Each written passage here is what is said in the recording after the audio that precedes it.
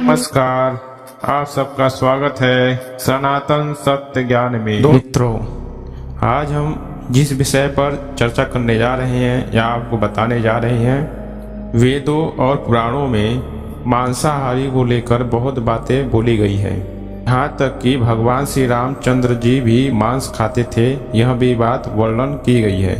और ब्राह्मण भी मांस खाते हैं, यह भी वर्णन किया गया है। मनुस्मृति और भी कई ग्रंथ हैं जिसमें यह बात बताई गई है। आज सोशल मीडिया पर यह सब बातें बहुत सी फैल रही है। बहुत से ऐसे महापुरुष हैं, बहुत से ऐसे बातें हैं जो लोग किताबों को पढ़ के उसी को सीधे बता रहे हैं कि भगवान कभी नहीं आए थे और राम भगवान नहीं थे। और भी बातें लोग बोल रहे हैं, शायद आप लोग जानते भी होंगे। तो हम आज इसी पर आपको इसी विषय पर बताने जा रहे हैं और इसी विषय पर टॉपिक होगी, इसी विषय पर बात करेंगे। तो वीडियो के अंत तक बने रहें, इससे आपको पूरी जानकारी प्राप्त हो। वीडियो को लाइक करें, चैनल पहली बार है चैनल को सब्सक्राइब करके बेल आइकन पर दबा दें। एक चैनल है रति ऑनलाइन वर्ल्ड, और भी ऐसे चैनल है जिस पर सीधे सीधे किताबों के बारे में गलत साबित किया जा रहा है। हम आपको कुछ बताने जा रहे हैं, बहुत ध्यान से सुने और आपको सत्यता लगे तो आप कमेंट में जरूर बताएं। कोई भी इसमें परेशानी हो वह भी आप पूछ सकते हैं। दोस्तों, पहला प्रश्न मेरा यहाँ पर है कि सनातन धर्म आदि और अंत से आ रहा है और चल रहा भी है और चलेगा भी, लेकिन यह कलयुग है। बहुत ध्यान से सुनिएगा दोस्तों, यह कलयुग है और कलयुग में कहीं राक्षस अपने रूप में नहीं होते हैं, कहीं युद्ध या मारकाट नहीं हो रहा है। तो यहाँ पर क्या हुआ है कि भगवान को नहकारने के लिए, भगवान को मिटाने के लिए, भगवान के सनातन धर्म को अस्तित्व को मिटाने के लिए, भक्तों को खत्म करने के लिए असुर एवं राक्षस इस चीज को अपनाकर संसार में सबकी मानसिकता पर इतनी घातक हमला कर रहे हैं कि लोग अपने धर्म से, अपने आस्था से भटक जाएं एवं सनातन धर्म से दूर हो जाएं, भगवान को भगवान मानना बंद कर दें, बल्कि असुर और राक्षस जो थे उनको ही भगवान माने। क्योंकि आप उठाकर देखेंगे ऐसे बहुत से चैनल हैं जिस पर यह बात दावा की जा रही है कि भगवान राम नहीं थे, वह तो मांस मदिरा पीते खाते थे। ऐसे ही कहा जा रहा है कि वो बलवान नहीं थे। बहुत सी बातें बोली जा रही हैं। चलिए आगे बात करते हैं। लोग कहते हैं कि अभी तक 7000 वर्ष त्रेता युग बीता है, 5000 वर्ष द्वापर युग बीता है और कलयुग अभी 1000 वर्ष बीता है। इसकी प्रामाणिकता क्या लेते हैं कि ग्रंथों से प्रमाण देते हैं। लेकिन ग्रंथ कब लिखा गया, कैसे लिखा गया, इसकी प्रामाणिकता कोई नहीं देता है। जो लिखा है वही बोल देते हैं। क्या ऐसा त्रिकालदर्शी अभी कोई नहीं है जो उस समय जाकर भूत में वह चीजें देख सके और बता सके? आपसे बता दें कि सतयुग 17,28,000 वर्ष का होता है, 12,96,000 और हो गया द्वापर युग में 8,64,000 और कलयुग में 4,32,000 वर्ष। यह गणना सत्य पर आधारित है, वेदों के अनुसार भी यही आता है। लेकिन आज के मूर्ख लोग त्रेता युग 7,000 वर्ष बीता है इस किस गणना से ले जाते हैं जो कलयुग में किताब लिखी गई हैं। दोस्तों, एक बार सोचिए, जब त्रेता युग में वाल्मीकि रामायण लिखा गया तो उससे उस समय किस चीज पर लिखा गया होगा? क्या उसमें पन्ना था? नहीं। कहा जाता है कि प्राचीन काल में कागजों पर नहीं, पत्ते पर या कपड़े पर लिखा जाता था। अगर आप इस समय स्याही से कागज के ऊपर भी लिख दें, ले जो हम लोग 20 साल पहले लिखते थे, स्याही पे श्लोक लिखते थे, तो स्याही से जो लिखते थे वह कुछ समय बाद लिपा पोती हो जाता था। उसी प्रकार से अगर उस समय लिखा गया था तो उस समय भी इसी घटना के अंतर्गत आया कि जब 12,96,000 त्रेता युग बीता, जब द्वापर आया तो उसमें जब एक नहीं बार बार उस ग्रंथों को रिपीट किया गया। आप स्वयं सोचें, हम आपको कोई शब्द बोलते हैं, आप वही शब्द वही बिल्कुल दूसरे से नहीं बोल सकते, क्योंकि आपसे बोलने में चेंज होगा ही होगा। उसी प्रकार से जो भी शब्द ग्रंथ लिखा, दोबारा बनाया, दोबारा उसका रिपीट किया, तो उसमें चेंजिंग आया। कोई भी मकान अगर तोड़ के बनाना है तो बिल्कुल वैसा ही नहीं बनता है, उसमें कुछ न कुछ चेंजिंग होता है, होता जाएगा। जैसे हमारी उम्र, हम बालक होते हैं, पैदा होते हैं, बढ़ते बढ़ते बढ़ते हमारा चेंजिंग होता चला जाता है और अंत में आके बुढ़ाकर गिर के मर जाते हैं। इसी क्रम में हमारे सदग्रंथ भी छेड़छाड़ जो भी जैसा भी था ये सब करते आए। चूंकि आप स्वयं सोचें, जिसकी मति गति वैसी नहीं हो, जो भगवत स्थिति में नहीं हो, उसकी गति तो यही होगी। हर स्थिति में अगर बताया जाए तो सदग्रंथों को कुछ न कुछ चेंज करते ही चले आए हैं और बहुत बिगड़ गया है। एक दो नहीं, बहुत सारा चेंज हुआ है, क्योंकि समय के अनुसार लोगों ने आसुरी प्रवृत्ति जैसे जैसे लोगों के अंदर बढ़ती आई, वैसे वैसे ग्रंथों को आसुरी प्रवृत्ति में डालना शुरू कर दिए। कलयुग में जब ग्रंथों को रचना किए गए तो ग्रंथों को जितने बार लिपिबद्ध हुई उतनी बार इसमें आसुरी प्रवृत्ति यानी कली का प्रभाव पड़ता ही चला गया। तो आप स्वयं सोचें, आप बुद्धिमान हैं, आप कोई भी सामान लेने जाते हैं तो उसको देखभाल के लेके आते हैं, ले आते हैं, कहीं उसको रखते हैं और उसमें थोड़ी बहुत चेंजिंग होता ही होता है। कोई कपड़ा ले आए, कुछ भी ले आए तो वो जैसे से उसका इस्तेमाल करेंगे वो बिगड़ेगा, बनेगा नहीं, बिगड़ेगा, खराब होगा। इसी हिसाब से जो हमारे सदग्रंथ थे वह खराब होते रहें और लिपिबद्ध होते रहें, खराब होते रहें, लिपिबद्ध होते रहें। हालांकि कुछ ग्रंथ ऐसे हैं कि लोगों ने अब मुँह जबानी याद कर ली और बाद में उसको लिपिबद्ध किया गया है। 18 पुराण जब वेद व्यास जी ने लिखा वह समय कलयुग का आरंभ था। तो आप सतयुग से त्रेता का, द्वापर का, जितने भी महाभारत, विष्णु पुराण, ये सब शिव पुराण जो भी लिपिबद्ध हुई वह वेद व्यास जी ने लिखा। तो आप स्वयं सोचिए, 2-3 युग कहाँ चले गए? 3 युग से कौन लिखा? फिर उस समय भी वाल्मीकि रामायण लिखा ही गया होगा, तो किसने लिखा? किसी के मति गति में नहीं जाती है, क्योंकि यह आसुरी प्रवृत्ति चल रही है। यह कलयुग का इतना प्रभाव है कि लोग आसुरी प्रवृत्ति में जाकर भगवान को मिटाने जा रहे हैं। क्यों? क्योंकि भगवान अभी तो संहार करेगा नहीं, किसी का मार काट करेगा नहीं।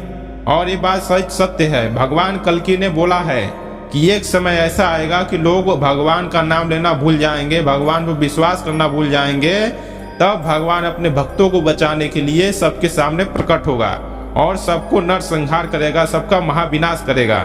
यह बात भी स्पष्ट है, क्योंकि अगर ऐसा नहीं होगा, आप ये असुर राक्षस जो भी हैं, जो आपके सदग्रंथों को बता रहे हैं कि इसमें ऐसा लिखा है, उसमें लिखा है, ये लिखा है, तो ये क्या है कि असुर हैं। और आप जैसे भोले भाले भक्तों को मानसिकता आपकी चेंज कर रहे हैं कि आप भी असुर राक्षस के कुल के हो, आप भी राम भगवान नहीं थे, कृष्ण भगवान नहीं थे।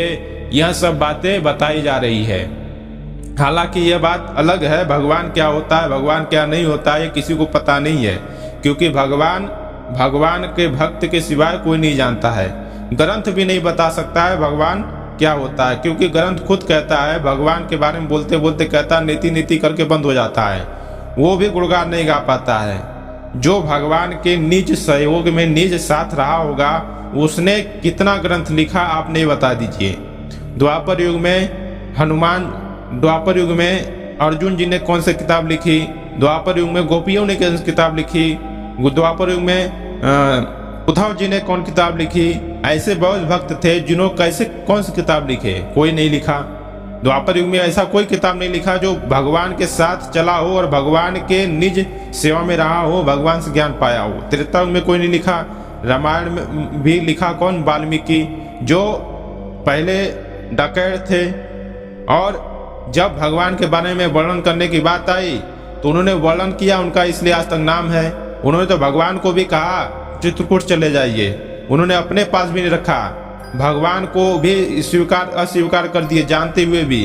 अगर आप घटना उठाएंगे तो आपको प्रमाणित कर देंगे कि जितने भी ऋषि महर्षि होते हैं सब भगवान को नकार देते हैं, भगवान को दूर करते हैं। यहाँ तक कि वो भी असुर राक्षस के अंतर्गत ही आते हैं, लेकिन अध्यात्म में जुड़ने के कारण इनको थोड़ी उपलब्धि मिलती है। बकिया राक्षस असुर तो इनसे भी अच्छे होते हैं, क्योंकि राक्षस असुर तपस्या करते हैं, किसी अपने जीव को, अपने अहम को ही खत्म करके तपस्या करते हैं। लेकिन ये लोग अपने अहम को रख कर तपस्या करते हैं कि मुझे मुक्ति चाहिए, मुझे परमात्मा चाहिए। लेकिन असुर राक्षस से नहीं चाहते हैं। असुर राक्षस श्री अपने अहम को खत्म करके अपने लक्ष्य अभिष्ट के लिए उसने अपने अस्तित्व को त्याग करके जब तपस्या करते हैं तो खुश होकर के उनको वरदान मिलता है। लेकिन ऐसे लोग जो हैं मीठे जहर ही भी होते हैं। इसी प्रकार से कलयुग में क्या हुआ है कि राक्षस तो हैं ही हैं, आप उनको जान नहीं पाओगे क्योंकि सभी सामान्य में है। कोई अपने राक्षस भेष में तो आ नहीं रहा है कि राक्षस भेष में आ जाएगा, हम आप पहचान लेंगे तुम राक्षस हो, तुम राक्षस हो। नहीं, क्योंकि राक्षस इस धरती पे इतना ज्यादा है, इतना ज्यादा है, इतना ज्यादा है कि आप सोच नहीं सकते हो। जैसे कि द्वापर युग में एक क्षणी लोग मारे गए थे, कितने सहस्त्र लोग मारे जाते थे। उसी प्रकार से इस कलयुग में सभी युगों के राक्षस और सभी युगों की सेना एक ही समय उपस्थित है और सब घर गृहस्थी में है, कोई कहीं है, कोई कहीं है। अब ये प्रवृत्ति उनके अंदर तो है ही। आप स्वयं सोचिए, जो असुर राक्षस है उसके अंदर वो प्रवृत्ति है, उसके अंदर तो वही खलबली मची है। लेकिन वो जान नहीं रहा है कि मैं राक्षस हूँ, मैं शैतान हूँ, मैं भगवान का विरोधी हूँ, ये नहीं जानते हैं। लेकिन अब उस सदग्रंथों के माध्यम से आप लोगों को भगवान से विमुख करेंगे, क्योंकि यही उनका कारण। क्योंकि किसी को मार काट तो सकते नहीं, क्योंकि मारेंगे तो जेल में जाएंगे, जेल में जाएंगे तो जेल में ही सड़ेंगे, मरेंगे, कटेंगे उसी में। इसलिए मानसिकता फैलाओ, संसार में इतना मानसिकता फैला दो कि भगवान को भूल जाएं। और जब आप भगवान को भूल जाएंगे तो भगवान आएंगे, और जब भगवान आएंगे तो उनका उद्धार हो जाएगा। क्योंकि राक्षस ये चाहता है कि जब भगवान के भक्त भूल जाएंगे भगवान को, तब भगवान आएगा तो हम पहले ही भगवान से मार काट करेंगे और भगवान के मारने से हम मुक्ति पा जाएंगे। इनकी मानसिकता ये है। लेकिन आप लोग भगवान को भूल जाएंगे, आप लोग तो चले जाओगे, न लोक मिले न परलोक, आपकी भक्ति खत्म, आपका पुण्य खत्म, ये लोग खत्म करवा देंगे। आप स्वयं सोचिए कि ऐसी गति में, ऐसी स्थिति में लोग ग्रंथों को रट रहे हैं। आत्मज्ञान है नहीं। आत्मज्ञान, क्योंकि किसी भी सदग्रंथ को पढ़ने के लिए ज्ञान होना अनिवार्य है, दृष्टि होना अनिवार्य है। जैसे हम इस स्थूल दृष्टि से लौकिक चीजों को देख सकते हैं, संसार के चीजों को देख सकते हैं। लेकिन अगर हमें संसार से अलग देखना हो, भूत प्रेत को, देवी देवता को, स्वर्ग नर्क को, तो आपको सूक्ष्म दृष्टि एवं दिव्य दृष्टि की आवश्यकता पड़ेगी। और इसी के बाद भगवान को देखना हो तो भगवान के लिए फिर इन तीनों के अलावा एक दृष्टि होती है, तत्व दृष्टि। वह तत्व दृष्टि होती है, आत्मा, स्वयं आत्मा बनने की दृष्टि होती है। यह दृष्टि जब मिलेगी तब आप परमात्मा को जानेंगे। आप लोग जानते हैं कि भगवान राम, जो राम थे, जो कृष्ण थे, जो विष्णु थे, और कल्कि जो हैं, वह शरीर भगवान नहीं होती है। शरीर कभी भी भगवान नहीं बनता है। ये बाइबल में भी बोला गया है कि आदि में शब्द था, शब्द परमेश्वर के साथ था, शब्द ही परमेश्वर था, और शब्द ही देहधारी बन करके हम सबके बीच डेरा किया। ऐसे ही गुरु नानक देव जी ने लिखा है, शब्द ही धरती, शब्द ही आकाश, शब्द शब्द भयो प्रकाश, सगली सृष्टि शब्द के पाछे, शब्द सदा, शब्द परमात्मा ही आछे, मतलब उस परमात्मा ही है। उसी प्रकार से हमारे भगवत महापुराण एवं वेद में है कि निराकार साकार, साकार निराकार, तीनों शक्तियों से, तीनों शक्तियों को जो चलाने वाला है, उत्पत्ति स्थिति लय प्रलय करने वाली शक्तियां जिसकी स्वरूपभूत हैं, जिसके अनुकूल रहती हैं, वह परमात्मा है। अब वह परमात्मा को मिलेगा कैसे? जब परमात्मा के शरीर को धारण करेगा, किसी विशेष शरीर को धारण करके हमारे सबके बीच विचरण करेगा, तब वह मिलेगा। आप स्वयं सोचिए, भगवान वाले शरीर में भगवान का अवतार था, उस शरीर भगवान नहीं थी, लेकिन जब वो शरीर में भगवान टेक ओवर किए, अवतार लिए, तो भगवान वाली शरीर कहलाने लगी। इसी प्रकार से भगवान श्री कृष्ण जी जब पैदा हो गई शरीर, तो उसके अंदर जब शरीर में टेक ओवर हुआ परमात्मा का, तो उसको भगवान की शरीर बोली गई। और क्यों नहीं बोली गई? उस समय भी बहुत बड़े बड़े राजा थे, बहुत बड़े विद्वान थे, उस समय भी बहुत बड़े बड़े दिग्गज थे, उनको भगवान क्यों नहीं बोला गया? रब्बाली बलि भी था, उस समय बलि क्यों नहीं भगवान बोला गया? आप बताइए। उस समय इतने बड़े बड़े राजसी राजा थे, किसी को भगवान नहीं बोला गया? इन्हीं सबको उपाधि क्यों मिली भगवान की? इन्हीं की सेवा में भगवान का सिस्टम क्यों आया? उस समय नहीं थे, बहुत थे। तो इस हिसाब से दोस्तों आप स्वयं सोचिए, आपकी मानसिकता पर इतनी तेज आहत की जा रही है, आप इस चीज से अपने आप को निकालिए। हाँ, आत्मज्ञान प्राप्त करिए, तत्व ज्ञान प्राप्त करिए, भगवत ज्ञान प्राप्त करिए, दिव्य दृष्टि प्राप्त करिए, कि त्रिकाल दृष्टि बनिए, कि आप जो ये लोग बोल रहे हैं वहां पर जाके देखिए कि क्या घटना हुई थी। क्योंकि सदग्रंथों के साथ छेड़खानी हुई है। जो भी सदग्रंथ लिखा जाता है वह समय समय पर चेंज होता है। कोई भी चीज, हम भारत में रह रहे हैं, आप लोग अपने जन्म के समय चले जाइए, 20 साल 25 साल 30 साल पूर्व चले जाइए, तो भारत डेवलपमेंट करते हुए आगे आ रहा है। तो आप स्वयं सोचिए कि चेंजिंग कितना हुआ है। पहले आप लोग जो खाते पीते थे, कमाई कैसी थी, आज कमाई कैसी है, आज आपके पास क्या क्या जरूरतें हैं, वह सब देखिए। और उस समय देखिए कि आप लोग के पास क्या था, डेवलपमेंट। मतलब जैसे जैसे आधुनिकता बढ़ती गई वैसा वैसा चेंजिंग होता गया, और आप भी उसी में फंसते गए। आप पीछे चीज के भूल गए, अब पीछे चीज के भूलते गए। पहले आप बीमार नहीं पड़ते थे, पहले आपके अंदर कमजोरी नहीं होती थी, पहले सिस्टम था। लेकिन आज हर व्यक्ति किसी न किसी प्रकार से रोगी है। पहले लोग थोड़ा ज्यादा जीते थे, अब लोग तो बहुत जल्दी मर रहे हैं, अकाल मृत्यु बहुत ज्यादा हो रही है, लोगों को बीमारी पैदा होते ही बीमार हो जा रहे हैं। तो आप स्वयं सोचिए कि उस समय और इस समय के अंतर कितना है। उसी प्रकार से समय समय पे सदग्रंथों को भी चेंज किया गया। अब जो लिपिबद्ध करने वाला था वो था स्थूल दृष्टि वाला, किताब को पढ़ा और लिख दिया, विद्वान बन गया। लेकिन जो आध्यात्मिक रहता है वह लिखेगा आध्यात्मिक स्तर तक, लेकिन तत्वज्ञानी जो होता है वह लिखेगा भगवान, तीनों चीजों के बारे में लिखेगा।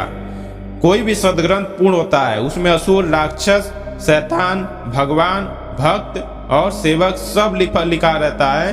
किसी भी सदग्रंथों को पढ़ने के लिए आपको तीनों दृष्टि की आवश्यकता पड़ेगी। नहीं आपने दृष्टि ली तो आप उस सदग्रंथ को पढ़ेंगे तो आपको भरमने भटकने से कोई बचा नहीं सकता है। इसीलिए कहा जाता था कि गीता और रामायण वेदों में कहा गया है, किसी तत्वदर्शी महापुरुष के पास जाइए, उसकी सच्चा भक्ति सेवा करिए, उसके मुखार बिंदु से भगवान के बारे में, उसके तत्व के बारे में जानिए। देखिए दोस्तों, आप स्वयं देखिए, जब मीराबाई भगवान को प्राप्त की, भगवान के राह में चली, तो वो किताब रट के नहीं चली थी, वह किताब के अनुसार नहीं चली। उनको भगवान गुरु ने ही भगवान के बारे में बताया, गुरु की बाणी ही भगवान तक पहुंचाई। ठीक है, इसी प्रकार से आप तुलसीदास को देख लीजिए। तुलसीदास भी किसी किताब को रट रट के नहीं बने थे। तुलसीदास को गुरु की मुखार बिंदु से जो बातें सुनने के बाद उनको भगवान की कृपा हुई, तो उन्होंने रामचरितमानस लिखा। क्यों लिखा रामचरितमानस? क्योंकि वाल्मीकि रामायण में जो गलतियां कर दी गई थी, उसको कलयुग के इस रामचरितमानस के द्वारा जान सको कि सच्चाई क्या है। सबको एक टेमिट में डाला गया। इसी तरह से भगवत गीता को भी आज आप पढ़ेंगे तो अलग अलग प्लेटफॉर्म पर अलग अलग प्रकार से अलग अलग श्लोक को अलग अलग ढंग से आपके सामने प्रस्तुत किया जा रहा है। कोई भी चीज देख लीजिए आप, एक ही चीज, चाहे वो मांसाहारी हो चाहे शाकाहारी हो, मांस बनाने वाले के तरीका अलग अलग है। जैसे तरीका चेंज होता है वैसी महंगाई बढ़ जाती है।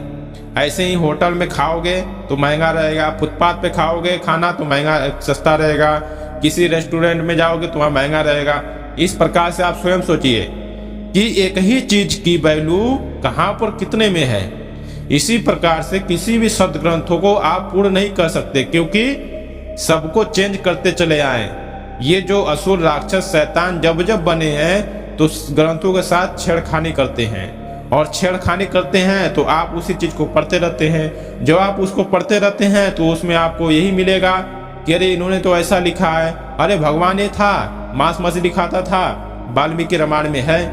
लोगों ने अब इसी पर दो ही जगह, एक जगह है और एक जगह को वही उठा करके सब लोगों ने यहाँ कह दिया है कि ये मांस खाते थे।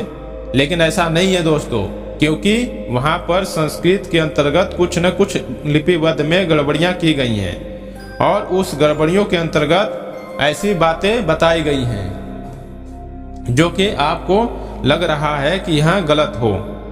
अब यहाँ पर देखिए, चारों तरफ ये अत्याचार अनाचार होना शुरू हो चुका है। बहुत से लोग रामायण को क्या क्या बोल रहे हैं, भगवान को क्या क्या बोल रहे हैं, और इस मानसिकता के आधार पर आज संसार में इतनी ज्यादा अत्याचार और अनाचार फैलेगा कि लोग भगवान को भूल जाएंगे कि भगवान ऐसा थे, भगवान वैसा थे। लोग जो भक्त थे वो भी भ्रमित हो जाएंगे, भगवान तक पहुंचने से भटक जाएंगे, क्योंकि यह कलयुग है और ऐसा होगा ही होगा। जब ऐसा होगा तभी भगवान विनाश करेगा। आप स्वयं सोचिए, जब ऐसा होगा ही नहीं तो भगवान विनाश कैसे करेगा, और ये असुर राक्षस कैसे कहलाएंगे। ये असुर राक्षस मार काट तो करते नहीं हैं, अब ये तो कर नहीं सकते हैं, तो सदग्रंथों को आपके सामने लाएंगे, उसमें से बुराई को निकाल के आपके सामने पेश करेंगे, अच्छाई को नहीं निकालेंगे। जबकि सच्चा भक्त वो होता है, भक्त वो होता है जो अच्छाई को ग्रहण करने वाला होता है। वो सिर्फ अच्छाई को ही ग्रहण करता है, बुराई को नहीं, क्योंकि बुराई को लिखने वाला बुरे लोग होते हैं। उसमें बुराई जो लिखी गई है उसको, बुराई को त्याग देना चाहिए, अच्छाई को ही ग्रहण करना चाहिए। इसलिए जो भक्त होते हैं वो सिर्फ अच्छाई को ग्रहण करते हैं, बुराई को नहीं। लेकिन जो असुर राक्षस एवं बुरे होते हैं वो बुराई को ग्रहण करते हैं और करवाते हैं कि आप बुरे, ये बुरे थे, इनकी बुराई को देखो, इनकी बुराई को देखो, इनकी अच्छाई को न देखो। तो दोस्तों ऐसा हर समय हुआ है, बुराई को ही आगे बढ़ाया जाता है। आप अच्छाई कर दीजिए, एक दो अच्छाई नहीं आपकी पता चले, लेकिन ये 100 अच्छाई कर दीजिए, एक बुराई उसमें कर दीजिए, आपकी बुराई की प्रचलित चारों तरफ हो जाएगी, लेकिन अच्छाई की नहीं होगी। क्यों? 100 अच्छाई को मिटाने वाला ये बुराई ही काफी है। तो ऐसा है दोस्तों कि अच्छाई हमेशा ताकतवर रहती है, थोड़ा देर में काम करती है, दुरुस्त काम करती है, लेकिन सत्य सत्य ही होता है, सत्य ही साबित करता है। आज लोग भगवान 3 युगों के बाद भगवान विष्णु जी को मानते हैं कि भगवान है, 3 युगों के बाद, 2 युगों के बाद राम जी को मानते हैं कि राम के साथ जितने भी सेना थे वो भगवान थे। द्वापर युग में, आज एक युग के बाद द्वापर युग का बारे सिस्टम में सबको भगवान जो है वो मानते हैं। तो ये क्या ये बेवकूफ थे जो मान रहे हैं? क्या इनके पास कुछ था नहीं, या वो भगवान कहलाए कैसे? ये भी तो साबित करिए, क्योंकि भगवान वह होता है जो भगवान तत्व ज्ञान देता है। भगवान चमत्कार से सिद्ध नहीं होता है, भगवान राक्षस से सिद्ध नहीं होता है, भगवान उससे सिद्ध नहीं होता है। अब यहाँ पर आती दूसरी पॉइंट। लोग कहते हैं कि भगवान श्री रामचंद्र जी अगर भगवान थे तो ये पशुओं को क्यों मारते थे, ऐसे क्यों करते थे, जंगलों में जाते थे शिकार करने। तो दोस्तों ये भी हम आपको बता दे रहे हैं, शिकार उसी का चीज का किया जाता है जो जनमानस को हानि पहुंचाए। अगर बाघ आपके शहर में आ जाए तो आप क्या करोगे? उसको शिकार नहीं करोगे, उसको मारोगे नहीं कि छोड़ दोगे, खाओ सबको, खाओ खाओ। सरकार उसको कहीं ना कहीं क्या करेगी, अगर ज्यादा आतंकी होगा तो गोली मरवा देगा, और पकड़ने लायक होगा तो पकड़ के ले जाकर डाल देगा। इसी प्रकार से हर युग में था कि उस समय ये ऐसे जैसे आजकल चिड़ियाघर है वैसा चिड़ियाघर नहीं था, जंगल में ही घुस के मार देते थे, जंगल में ही मार देते थे। उसकी वजह से जंगल के पशु भी बच जाते थे और गांव शहर के जो लोग रहते थे उनकी भी सुरक्षा हो जाती थी। अब यहाँ पर ये बात हो गई, लोग यहाँ पर पेश करते हैं कि अगर वो थे तो भगवान थे तो जीव जंतु को सभी को एक ही जैसा देखना चाहिए। भैया भगवान वही होता है, भगवान भक्तों की रक्षा भी करता है और समय आने पर हथियार भी उठाता है। किसके लिए? भक्तों के लिए, धरती के लिए। हमेशा यही काम हुआ है कि जब जब ऐसा होगा तब तब भगवान ऐसा ही करेगा। और लोग कहते हैं कि भगवान ने, कृष्ण ने, राम ने तो वन में जाकर के शिकार किया, ये किया वो किया। अरे मूर्खों को बताइए कि संसार में आज एक शेर घुस जाए, आतंकी शेर घुस जाए या बाघ घुस जाए, या कोई भी जानवर ऐसा घुस जाए आतंकी, या कुत्ता ही आतंकी हो जाए उसको मार देते हैं। तो इन मूर्खों को बताइए कि ये मूर्ख हैं क्या सही हैं। वैसा ही हर युग में था। अब बात यहाँ पर आई है कि जो राम जी की बात बोल रहे हैं, जो यूट्यूब पे चैनलों में बताई जा रही है, सिर्फ एक बात को लेकर के इन लोगों ने पेश किया है, ज्यादा नहीं है कुछ। एक बात को लेकर के कि जब रावण माता सीता को, अब माता सीता तो थी नहीं यहाँ पर, तो किसी को पता नहीं है कि वो कौन थी। अरे भगवान वो होता है, किसी को बता कुछ करेगा। दोस्तों आप बताइए, माता सीता किसी गर्भ से पैदा नहीं हुई, माता सीता जमीन से पैदा हुई, ठीक है। और वेदवती जो थी रावण के उसे श्राप दे करके अग्नि में भस्म हो गई।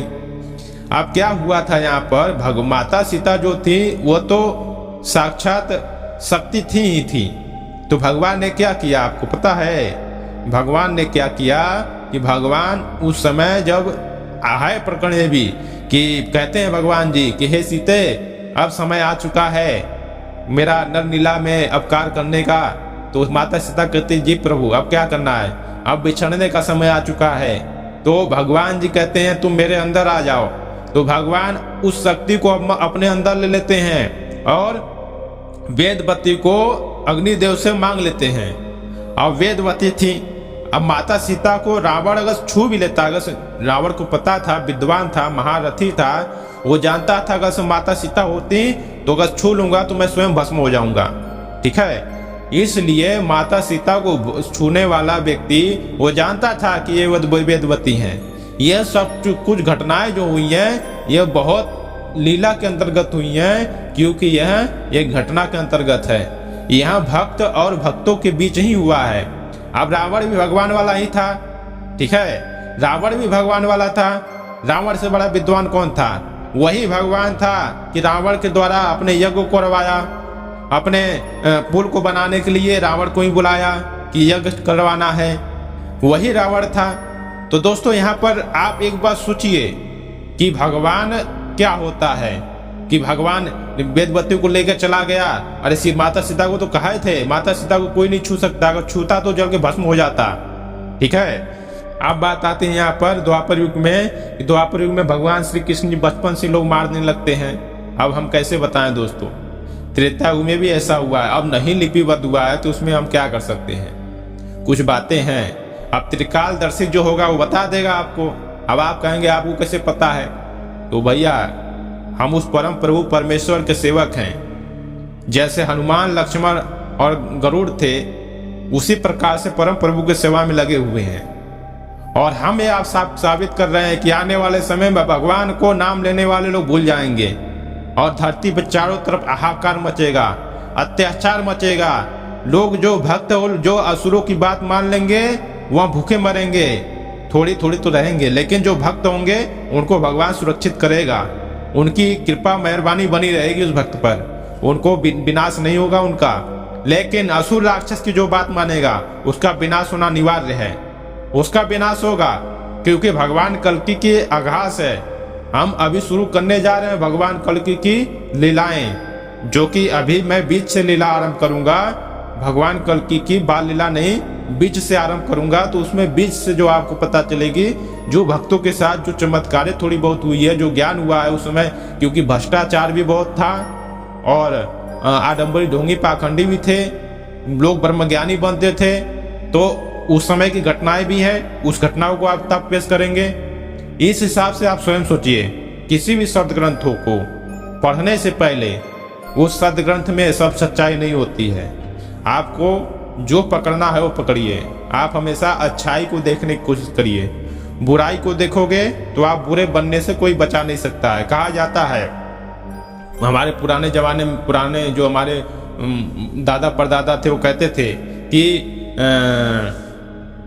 जैसी संगत करेंगे वैसी रंगत हो चढ़ेगी।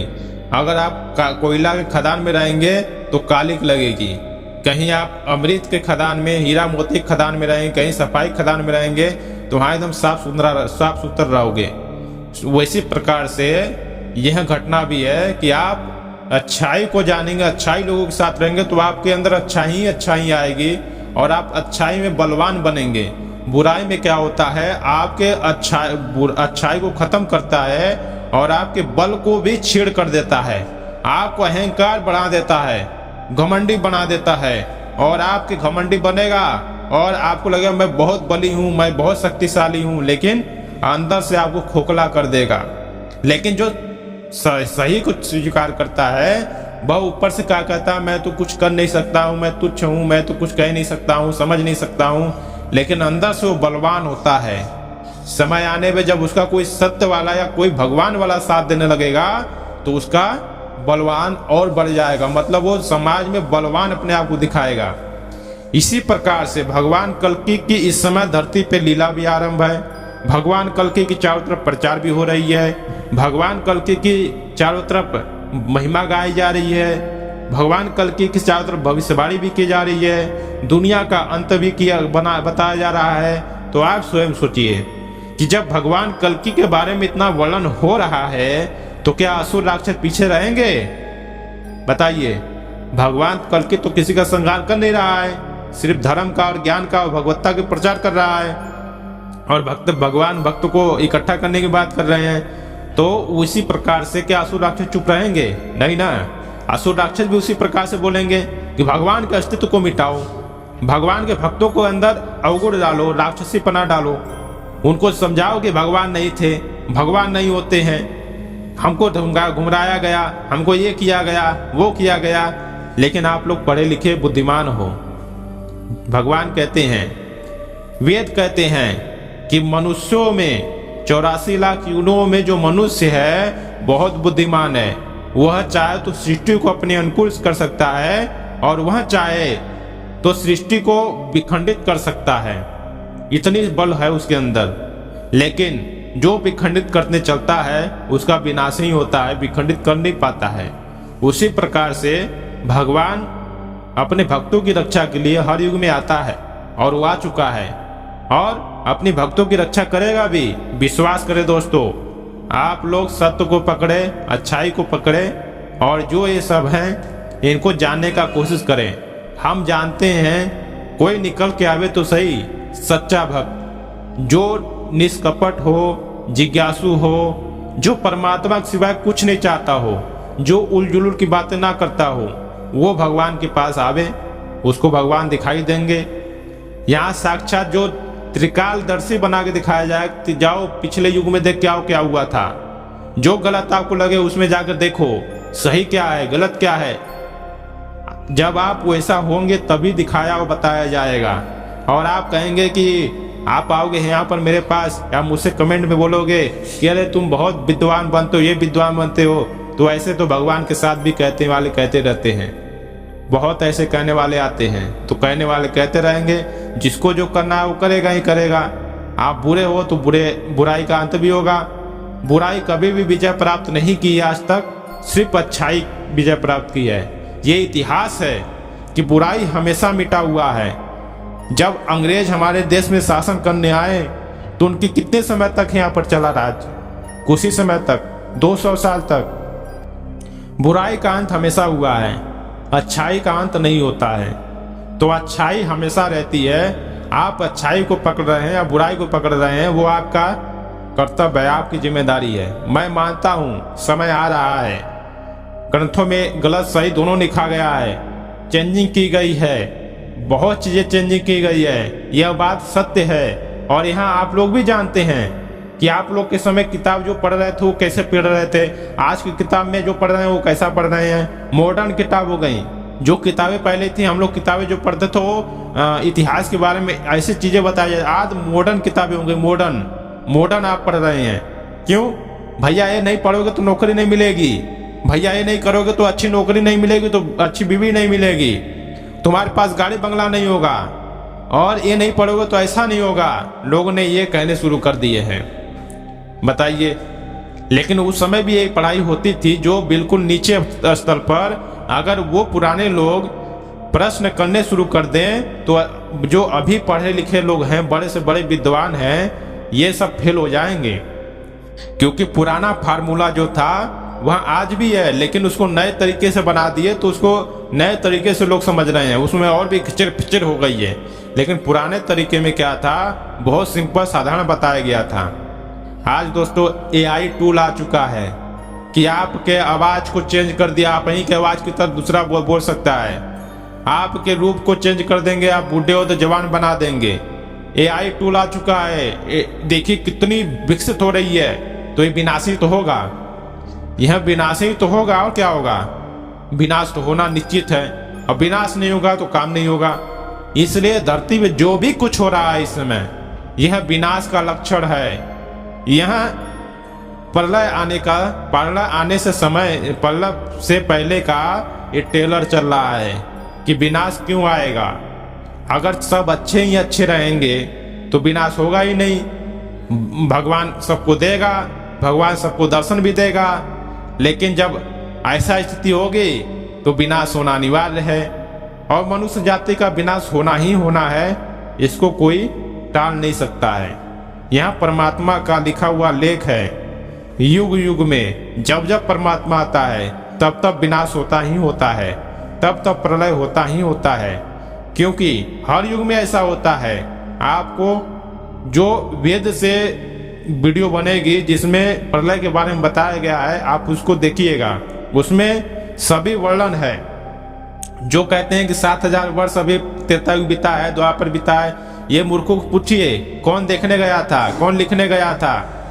लेकिन अगर त्रिकालदर्शी है, कोई तत्वदर्शी है, कोई महापुरुष है, उसके पास जाइए, उससे पूछिए कि कितने वर्ष हुए, उस समय कितने समय थे, तो वो जाके बताएगा कि उस समय ये घटना थी और इस समय, उस समय की समय से घटना कितनी अंतर है और कितना समय बीता हुआ है। क्या आप इस चीज से आकलन कर सकते, साइंटिस्ट आपको आकलन करके बता सकता है कि भगवान क्या होता है? वो तो ये नहीं जानता कि ब्रह्मांड कितना बड़ा छोटा है, वो यही नहीं जानता है कि ब्रह्मांड में क्या क्या चीज कहाँ कहाँ स्थापित है। और अगर आप दिव्य दृष्टि पा जाएंगे तो आप ब्रह्मांड में कौन सा चीज कहाँ पर है, कौन सा चीज कहाँ से है और कौन सा चीज कहाँ पर मिलेगा, ये सारा वर्णन मिलेगा, सारा चीज देख सकते हो। विज्ञान जो लाखों करोड़ों अरबों खर्च करके मिशन पे भेजते हैं चांद तारे को, वो आप चुटकियों में देख के बता देंगे कि ऐसा होने वाला है। क्यों, क्या है आपके पास, क्या है? कुछ नहीं, बस वही वेद पुराण रामायण गीता का एक पद्धति है, एक विधान है। उस विधान को अपनाएं और आप सीधे अंतरिक्ष में चले गए। आप अंतरिक्ष में चले गए, मशीन नहीं गया। तो आप स्वयं सोचिए दोस्तों कि किसकी कितनी कैपेसिटी है। आप अपने आप को उठाना चाहेंगे या गिराना चाहेंगे, वो आपकी मर्जी है। हमारा तो कर्तव्य है आपको समझाने की। तो उम्मीद करते हैं आपको यह जानकारी अच्छी लगी होगी, और अच्छी नहीं लगी है तो कमेंट करिए। कोई भी प्रश्न हो उसका उत्तर देने की कोशिश करेंगे, लेकिन हाँ, कोई उल जुलूल की बात, कोई गाली गुलोज की बात ना करें। हम इस बात को पहले ही बता दे रहे हैं। जो भी कमेंट करना है करिए, पूछिए, जवाब लीजिए, जवाब दिया जाएगा। और दूसरी बात, अच्छाई को ज्यादा से ज्यादा पकड़िए, भगवान को ज्यादा से ज्यादा पकड़िए, बुराई को त्यागिए। लोग इस समय संसार में असुर राक्षस फैल रहे हैं और आप सतर्क हो जाइए, सतर्क हो जाइए, सतर्क हो जाइए, नहीं आपका विनाश होने में समय नहीं लगेगा। तो उम्मीद करते हैं आपको जानकारी अच्छी लगी होगी। तो वीडियो को लाइक करें और ज़्यादा से ज़्यादा शेयर करें। चैनल में पहली बार, चैनल को सब्सक्राइब करके बेल आइकन पर दबा दें। मिलते हैं नेक्स्ट वीडियो में। कमेंट में जय श्री कल की जय।